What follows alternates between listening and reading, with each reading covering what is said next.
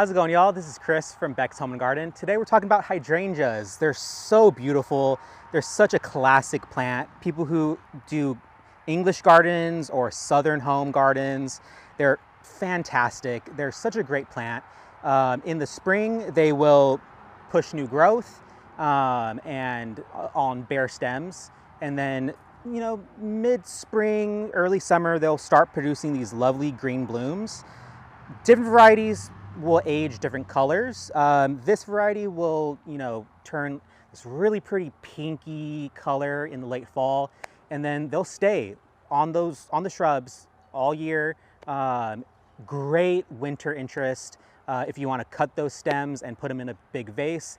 Really, really pretty for inside.